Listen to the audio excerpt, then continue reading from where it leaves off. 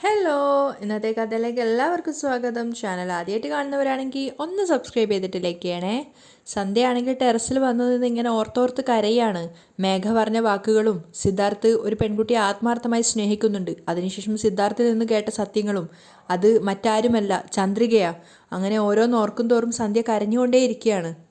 അവൾ അത്രയേറെ സിദ്ധാർത്ഥിനെ സ്നേഹിക്കുന്നുണ്ടായിരുന്നു. അതുകൊണ്ട് തന്നെ ആ ഒരു വാർത്ത സന്ധ്യയെ വല്ലാതെ വിഷമിപ്പിക്കുന്നുണ്ടായിരുന്നു. സന്ധ്യ ഓർത്തോർത്ത് കരഞ്ഞുകൊണ്ടിരിക്കുമ്പോഴാണ് വിക്രം അങ്ങോട്ടേക്ക് വരുന്നത്.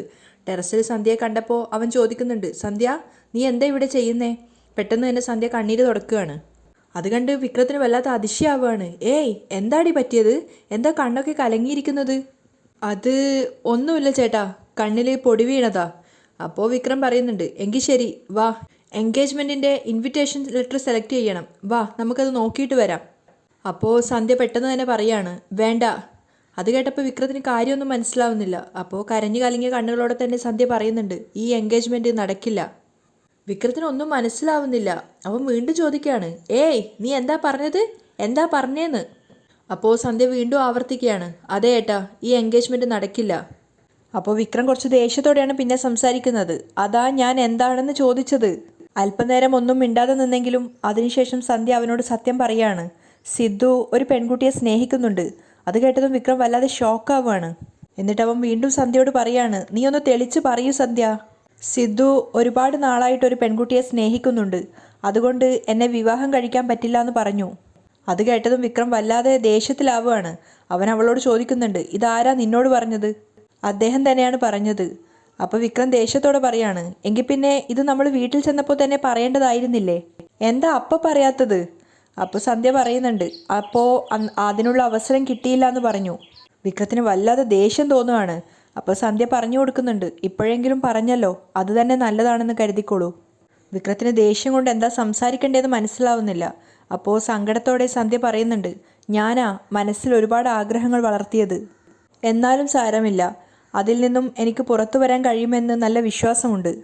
സന്ധ്യ വല്ലാത്ത വേദനയോടുകൂടിയാണ് സംസാരിക്കുന്നത്. സിദ്ധാർത്ഥ് വളരെ നല്ലയാളാ. അദ്ദേഹം പ്രപ്പോസ് ചെയ്തിട്ടും ആ പെൺകുട്ടി അദ്ദേഹത്തെ സ്വീകരിച്ചിട്ടില്ല എന്ന്. എങ്കിലും ആ പെൺകുട്ടിക്ക് വേണ്ടി അദ്ദേഹം അവസാനം വരെ കാത്തിരിക്കും. മറ്റൊരു വിവാഹം കഴിക്കില്ലെന്നാണ് പറഞ്ഞത്. വിക്രത്തിന് അതൊക്കെ കേൾക്കുന്ന സമയത്ത് വല്ലാതെ ദേഷ്യമാണ് തോന്നുന്നത്. അപ്പോൾ സന്ധ്യ പറയുന്നുണ്ട്, ഇങ്ങനെ ആത്മാർത്ഥമായിട്ട് സ്നേഹിക്കുന്നവർ വളരെ കുറച്ചേ ഉണ്ടാവുള്ളൂ. ശരിക്കും അദ്ദേഹത്തെ വിവാഹം ചെയ്യാൻ പോകുന്നവൾ ഭാഗ്യം ചെയ്തവളാണ്. സന്ധ്യയുടെ ഉള്ളിൽ വല്ലാത്ത നിരാശയുണ്ടെന്ന് വിക്രത്തിന് മനസ്സിലാവുന്നുണ്ടായിരുന്നു. ആ സമയത്ത് സന്ധ്യ അവനോട് പറയാണ്, ഇക്കാര്യങ്ങൾ അമ്മയോടും അച്ഛനോടും പറഞ്ഞ് ചേട്ടൻ മനസ്സിലാക്കണം. അതുപോലെ സിദ്ധാർത്ഥ് ഒരു സഹായവും ചോദിച്ചിട്ടുണ്ട്. എന്ത് സഹായം? വിക്രം ദേഷ്യത്തോടെയാണ് ചോദിക്കുന്നത്. അപ്പോൾ കണ്ണുകൾ തുടച്ചുകൊണ്ടാണ് സന്ധ്യ പറയുന്നത്, അദ്ദേഹം വിവാഹം കഴിക്കാൻ താല്പര്യമില്ല എന്ന് പറയാൻ പറഞ്ഞു. ഏട്ടൻ തന്നെ അവരുടെ വീട്ടിൽ ചെന്ന് സിദ്ധാർത്ഥിനെ എനിക്ക് വിവാഹം ചെയ്യാൻ താല്പര്യമില്ല എന്ന് പറഞ്ഞിട്ട് വാ. സന്ധ്യ അവനോട് പറഞ്ഞ് മനസ്സിലാക്കി കൊടുക്കുകയാണ്. പക്ഷേ വിക്രത്തിന് അതൊന്നും തീരെ ദഹിക്കുന്നുണ്ടായിരുന്നില്ല. എങ്കിലും അവനതൊന്നും പുറത്ത് പ്രകടിപ്പിക്കാതെ നിൽക്കുകയാണ്. ആ സമയത്ത് കരഞ്ഞുകൊണ്ട് തന്നെയാണ് സന്ധ്യ പറയുന്നത്, ഇതാണ് നമ്മൾ അദ്ദേഹത്തിന് ചെയ്യേണ്ട ഹെൽപ്പ്. സന്ധ്യ അത്രയേറെ അവനെ സ്നേഹിക്കുന്നുണ്ടെന്നുള്ളത് വിക്രത്തിന് നന്നായിട്ട് അറിയാവുന്ന കാര്യമാണ്. അതുകൊണ്ട് തന്നെ അവൻ സന്ധ്യയോട് പറയുന്നുണ്ട്, ശരിക്കും എനിക്ക് സിദ്ധുവിനോട് നല്ല ദേഷ്യമുണ്ട്. പക്ഷേ നീ പറഞ്ഞതുകൊണ്ട് മാത്രം നാളെ ഞാൻ അവരുടെ വീട്ടിൽ ചെന്ന് സംസാരിക്കാം. അടക്കാനാവാത്ത ദേഷ്യത്തോടെയും സങ്കടത്തോടെയാണ് വിക്രം താഴോട്ടേക്ക് പോയത്. സന്ധ്യയുടെ ഉള്ളിലും ഒരുപാട് സങ്കടം ഉണ്ടായിരുന്നു. പിറ്റേന്ന് നേരം പുലർന്നപ്പോൾ മഹേന്ദ്രനും ലക്ഷ്മിയും പത്രമൊക്കെ വായിച്ചുകൊണ്ടിരിക്കുകയാണ്. അങ്ങോട്ടേക്ക് ഒരു കയ്യിലൊരു കവറൊക്കെ ആയിട്ടാണ് പുഞ്ചിരിച്ചുകൊണ്ട് സന്തോഷത്തോടു കൂടിയാണ് ജാനകി വരുന്നത്. എന്നിട്ട് ജാനകി മഹേന്ദ്രനോട് പറയുന്നുണ്ട്, ഏട്ടാ, സിദ്ധുവിൻ്റെയും ആരതിയുടെയും വിവാഹത്തിനുള്ള എൻഗേജ്മെൻറ്റിൻ്റെ ഇൻവിറ്റേഷൻ കാർഡ് റെഡിയായിട്ടുണ്ട്. എല്ലാം കറക്റ്റാണോ ഒന്ന് നോക്കി പറ ചേട്ടാ എന്ന് പറഞ്ഞ് കയ്യിലിരിക്കുന്ന കവറ് ലക്ഷ്മിയുടെ നേരെ നീട്ടുകയാണ്. ലക്ഷ്മി അത് വാങ്ങിയിട്ട് മഹേന്ദ്രന് കൊടുക്കുന്നുണ്ട്. ചേട്ടൻ ഓക്കെ പറഞ്ഞാൽ ഇൻവിറ്റേഷൻ പ്രിൻ്റ് ചെയ്യാൻ കൊടുക്കാം. ജാനകി വളരെയധികം സന്തോഷത്തിലാണ് ഉണ്ടായിരുന്നത്. തൻ്റെ കയ്യിലിരിക്കുന്ന ഓരോ ഇൻവിറ്റേഷൻ ലെറ്ററും നോക്കിയതിന് ശേഷം മഹേന്ദ്രൻ സന്തോഷത്തോടെ പറയുന്നുണ്ട്, ആഹാ കൊള്ളാലോ, ആരതിയുടെ കല്യാണമാണെന്ന് പറഞ്ഞപ്പോൾ തന്നെ കാര്യങ്ങളെല്ലാം വളരെ വേഗം നടക്കുന്നുണ്ടല്ലോ. അത് കേട്ട് ജാനകിയും പുഞ്ചിരിക്കുകയാണ്. അപ്പോൾ ലക്ഷ്മി പറയുന്നുണ്ട്, രണ്ട് മക്കൾക്കും ഒരേ പന്തലിൽ വെച്ച് കല്യാണം നടത്തുക എന്ന് പറയുന്നത് നിസ്സാരമാണോ? സത്യമായും ജാനകിയുടെ നല്ല മനസ്സുകൊണ്ട് അവളുടെ രണ്ട് മക്കൾക്കും വളരെ നല്ല കുടുംബത്തിൽ നിന്നും കല്യാണമായി. ആരതി ശരിക്കും ഭാഗ്യമുള്ളവളാ. അവളൊരു കോടീശ്വരൻ്റെ വീട്ടിലേക്കാണ് മരുമകളായിട്ട് പോകുന്നത്. അപ്പോഴേക്കും മേഘയും അങ്ങോട്ടേക്ക് വന്നിട്ട് അവരുടെ സംസാരത്തിനിടയിൽ കൂടുന്നുണ്ടായിരുന്നു. സിദ്ധാർത്ഥിനും അതുപോലെ കോടീശ്വരിയായ പെൺകുട്ടിയെ തന്നെ കിട്ടി. ലക്ഷ്മി അഭിമാനത്തോടെ പറയാണ്. അങ്ങനെ ലക്ഷ്മിയും ആ പ്രിന്റ് ചെയ്ത ഇൻവിറ്റേഷൻ ലെറ്റർ നോക്കിക്കൊണ്ടിരിക്കുന്ന സമയത്ത് മേഘ ചിന്തിക്കുന്നുണ്ട്, ഈ വിവാഹം നടക്കൂ എന്നാണ് നിങ്ങളൊക്കെ വിചാരിക്കുന്നത്. പക്ഷേ അതൊരിക്കലും നടക്കില്ല.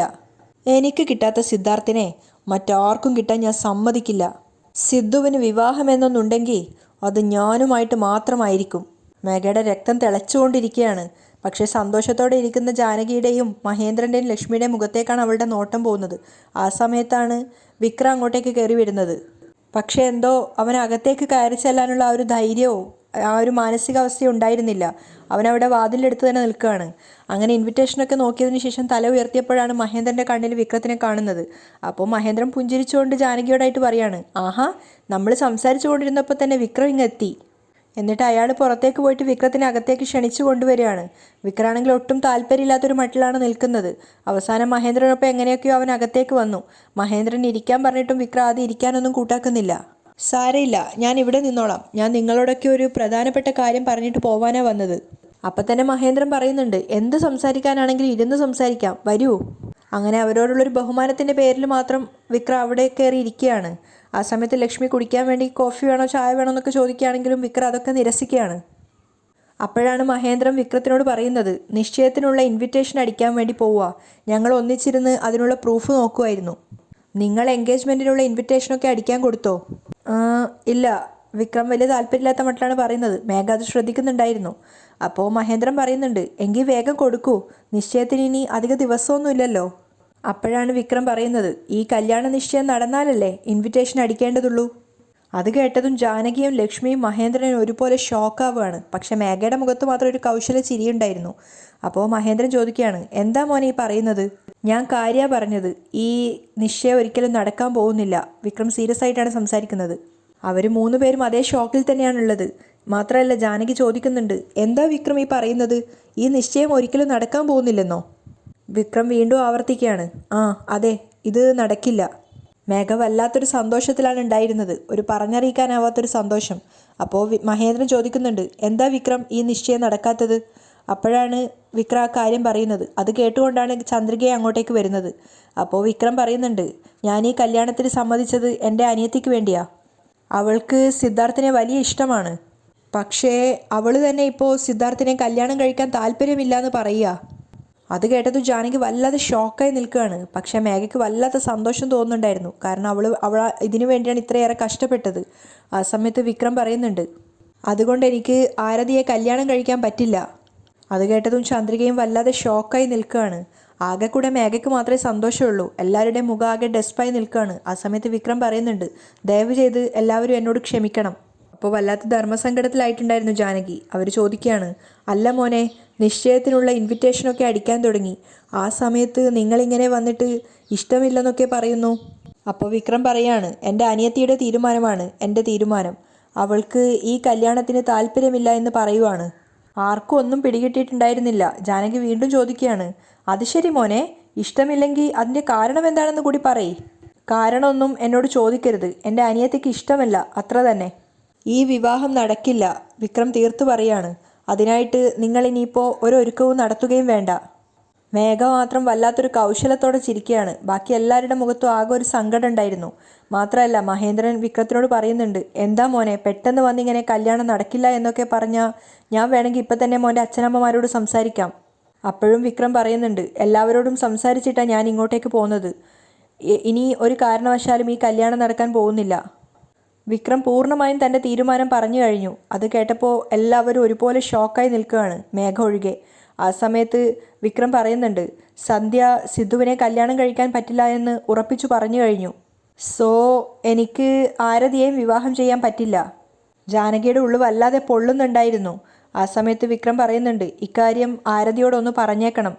ഞങ്ങളുടെ തീരുമാനം നിങ്ങളെ ബുദ്ധിമുട്ടിച്ചെങ്കിൽ ഞാൻ വീണ്ടും നിങ്ങളോടെല്ലാവരോടും ക്ഷമ ചോദിക്കുകയാണ്. വിക്രം എഴുന്നേറ്റ് നിന്നുകൊണ്ട് എല്ലാവരെയും തൊഴുതുകൊണ്ട് പറയാണ്. അതിനുശേഷം ആരോടും യാത്ര പോലും പറയാതെ വിക്രം അവിടെ നിന്ന് ഇറങ്ങിപ്പോവുകയാണ്.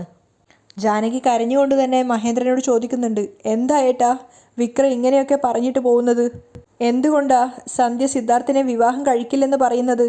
എനിക്കൊന്നും മനസ്സിലാവുന്നില്ല ചേട്ടാ. അപ്പോൾ മഹേന്ദ്രനും പറയുന്നുണ്ട്, അതാ ജാനകി എനിക്കും മനസ്സിലാവാത്തത്. സിദ്ധാർത്ഥിന് എന്താ ഒരു കുറവ്? എന്തുകൊണ്ട് സന്ധ്യ അവനെ വിവാഹം കഴിക്കില്ല എന്ന് പറയുന്നത്? അപ്പോഴാണ് ലക്ഷ്മി പറയുന്നത്, ഇക്കാലത്തെ പെൺകുട്ടികളെ വിശ്വസിക്കാനേ പറ്റില്ല. ആ പെൺകുട്ടി ആരെയെങ്കിലും വേണമെങ്കിൽ സ്നേഹിക്കുന്നുണ്ടാവും. അവർ തമ്മിൽ ബ്രേക്കപ്പ് ആയി കാണും. ആ ദേഷ്യത്തിൽ സിദ്ധാർത്ഥിനെ വിവാഹം കഴിക്കാൻ സമ്മതിച്ചതായിരിക്കും. ഇപ്പോൾ വീണ്ടും അവർ തമ്മിൽ മിണ്ടിക്കാണും. അപ്പോൾ സിദ്ധുവിനെ വിവാഹം കഴിക്കാൻ പറ്റില്ല എന്ന് പറഞ്ഞതാണെങ്കിലോ? അതൊക്കെ കേട്ടപ്പോൾ മേഘയ്ക്ക് വല്ലാത്ത ചിരി വരുന്നുണ്ടായിരുന്നു. എങ്കിലും അവൾ അഭിനയിക്കുകയാണ്. അപ്പോൾ മഹേന്ദ്രൻ പറയുന്നുണ്ട്, ഒരുപക്ഷെ നീ പറഞ്ഞത് ആവാനും മതി ലക്ഷ്മി. പക്ഷേ അത് കേട്ട് ജാനകി പറയുന്നുണ്ട്, ഇല്ല ഏട്ടാ, ഇത് അത്ര നിസ്സാരമായിട്ട് എടുക്കാൻ പറ്റില്ല. ഇതിന് പിന്നിൽ എന്തോ ഗൂഢാലോചന നടന്നിട്ടുണ്ട്. അത് കേട്ടതും മേഘ ചെറുതായിട്ടൊന്ന് ഞെട്ടുകയാണ്. ജാനകി പറയുന്നത് ചന്ദ്രികയും കേൾക്കുന്നുണ്ടായിരുന്നു. അപ്പോൾ അവൾ ചിന്തിക്കുന്നുണ്ട്, എന്തുകൊണ്ടായിരിക്കും സന്ധ്യ സിദ്ധു സാറിനെ വിവാഹം കഴിക്കില്ല എന്ന് പറയുന്നത്? എന്തായിരിക്കും കാരണം? ആ സമയത്ത് മേഘ ചിന്തിക്കുകയാണ്, മറ്റൊരു പെൺകുട്ടിയെ സിദ്ധാർത്ഥിന് വിവാഹം ചെയ്തു കൊടുക്കാൻ ശ്രമിക്കുകയാണോ? ഞാൻ ജീവനോടെ ഉള്ളിടത്തോളം കാലം അത് നടക്കാനേ പോകുന്നില്ല. ചന്ദ്രിക അവിടെ നിന്നും വേഗം പോവുകയാണ്. ആ സമയത്ത് കരഞ്ഞുകൊണ്ട് ജാനകി പറയുന്നുണ്ട്, ഇക്കാര്യം ആരതിയോട് പറഞ്ഞാൽ അവൾ അതെങ്ങനെ എടുക്കുമെന്ന് എനിക്കറിയില്ല. അവൾക്ക് വിക്രമിനെ വലിയ ഇഷ്ടമായിരുന്നു. പക്ഷേ അവൻ ഇങ്ങനെയൊക്കെ പറഞ്ഞിട്ട് പോയല്ലോ. അപ്പം മഹേന്ദ്രൻ പറയാണ്, എന്ത് ചെയ്യാനാ ജാനകി, ആരതിയോട് ഇക്കാര്യം സമാധാനമായി പറഞ്ഞ് മനസ്സിലാക്കണം. പക്ഷേ ജാനകി അതൊന്നും കേൾക്കാതെ കരഞ്ഞുകൊണ്ടേ ഇരിക്കുകയാണ്. അപ്പോൾ ലക്ഷ്മി വന്ന് സമാധാനിപ്പിക്കുന്നുണ്ട്, കരയാതെ ജാനകി, ദൈവം ഒരു കാര്യം നമ്മളിൽ നിന്നും അകറ്റി മാറ്റിയാൽ അതിനേക്കാളും നല്ലതൊന്നും നമുക്ക് തരുന്നു എന്ന് വേണം കരുതാൻ. ഇപ്പം എന്തിനാ നീ വിഷമിക്കുന്നത്? എന്തായാലും നിശ്ചയത്തിന് മുമ്പേ കാര്യം പറഞ്ഞല്ലോ. അത് വിചാരിച്ച് നമുക്ക് സമാധാനിക്കാം. എല്ലാ ഒരുക്കങ്ങളും കഴിഞ്ഞ് കല്യാണത്തിൻ്റെ അന്ന് പറഞ്ഞിരുന്നെങ്കിൽ നമ്മൾ എന്ത് ചെയ്യുമായിരുന്നു? അതിനേക്കാൾ എത്ര ഭേദമാണിത്. ആരതിയോട് കാര്യങ്ങൾ പറഞ്ഞാൽ അവൾക്ക് മനസ്സിലാവും. അപ്പോഴും ജാനകി കരഞ്ഞുകൊണ്ടേ ഇരിക്കുകയാണ്. പക്ഷെ അതൊക്കെ കണ്ടിട്ട് മേഘയ്ക്ക് വല്ലാതെ കൗശലത്തോടുള്ള ചിരിയാണ് വരുന്നത്. അതേസമയം ടെറസിന് മുകളിൽ കയ്യിൽ വിക്രത്തിൻ്റെ ഫോട്ടോയും പിടിച്ചിട്ട് പ്രണയത്തോടെ ഡാൻസൊക്കെ ചെയ്യുകയാണ് ആരതി.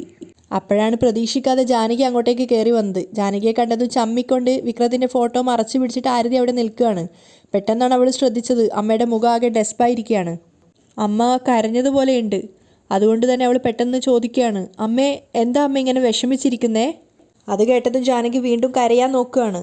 അപ്പോൾ ആരതി സങ്കടത്തോട് ചോദിക്കുന്നുണ്ട്, അയ്യോ അമ്മേ, എന്തു പറ്റി, എന്തെങ്കിലും പ്രശ്നമുണ്ടോ? ജാനകി വീണ്ടും പൊട്ടി പൊട്ടി കരയാണ്. അപ്പോൾ ആരതി വീണ്ടും പറയുന്നുണ്ട്, അമ്മ എന്തിനാ അമ്മ കരയുന്നത്? എന്താണെന്നൊന്ന് പറയമ്മേ, എന്നാലല്ലേ മനസ്സിലാവൂ. വിക്രം രാവിലെ വീട്ടിൽ വന്നിരുന്നു ആരതി. അത് കേട്ടതും ആരതി ഒത്തിരി സന്തോഷത്തോട് ചോദിക്കുകയാണ്, വിക്രം വീട്ടിൽ വന്നിരുന്നെന്നോ? എന്തിനാ അമ്മേ വന്നേ? അത് പിന്നെ ജാനകിക്ക് പറയാൻ പറ്റുന്നുണ്ടായിരുന്നില്ല. അപ്പോൾ ആരതി പറയുന്നുണ്ട്, അയ്യോ, ഒന്ന് വേഗം പറയാമ്മേ, വിക്രത്തിന് ഈ വിവാഹത്തിന് താല്പര്യമില്ലെന്ന് ആരതി. ജാനകി കരഞ്ഞുകൊണ്ട് ആരതിയെ നോക്കിക്കൊണ്ട് പറയാണ്. അത് കേട്ടതും ആരതി വല്ലാതെ ഷോക്കായിട്ട് നിൽക്കുകയാണ്. മാത്രമല്ല അവൾ ചോദിക്കുന്നുണ്ട്, എന്താ അമ്മ ഈ പറയുന്നേ? അതേ ആരതി, സന്ധ്യയ്ക്ക് സിദ്ധാർത്ഥിനെ വിവാഹം കഴിക്കാൻ താല്പര്യമില്ല എന്ന്. അതുകൊണ്ട് വിക്രമും നിന്നെ വിവാഹം കഴിക്കാൻ പറ്റില്ലെന്ന് പറഞ്ഞിട്ട് പോയി. അത് കേട്ടതും ആരതി വല്ലാതെ ഷോക്കായിട്ട് കരഞ്ഞുകൊണ്ട് ചോദിക്കുന്നുണ്ട്, അമ്മ പറഞ്ഞത് സത്യമാണോ? അതേ ആരതി, ഞങ്ങളും വിക്രത്തിനോട് എത്രയോ പറഞ്ഞു നോക്കി. പക്ഷേ അവ കേൾക്കുന്ന ലക്ഷണമില്ല. അപ്പോൾ കരഞ്ഞുകൊണ്ട് അവൾ ചോദിക്കുന്നുണ്ട്, സന്ധ്യയ്ക്ക് എന്തുകൊണ്ടാ സിദ്ധുവിനെ ഇഷ്ടപ്പെടാത്തെ? അതാ മോളെ എനിക്കും മനസ്സിലാവാത്തെ. പെട്ടെന്ന് സിദ്ധുവിനെ വിവാഹം കഴിക്കാൻ പറ്റില്ലെന്ന് അവൾ പറഞ്ഞു. നിറഞ്ഞ കണ്ണുകൾ ഒഴുകിക്കൊണ്ടാണ് ആരതി നിൽക്കുന്നത്. അപ്പോൾ ജാനകി പറയുന്നുണ്ട്, അതുകൊണ്ട് വിക്രമും ഈ വിവാഹം വേണ്ടെന്ന് വെച്ചിട്ട് പോയി. കുറച്ചു നേരത്തെ നിശബ്ദതയ്ക്ക് ശേഷം ആരതി പൊട്ടി പൊട്ടി കരയാണ്. അത് കണ്ട് സഹിക്കാനാവാതെ ജാനകി പറയുന്നുണ്ട്, കരയാതിരിക്കും മോളെ, വിക്രത്തിനേക്കാളും നല്ലൊരു പയ്യനെ അമ്മ നിനക്ക് കണ്ടുപിടിച്ചു തരാം.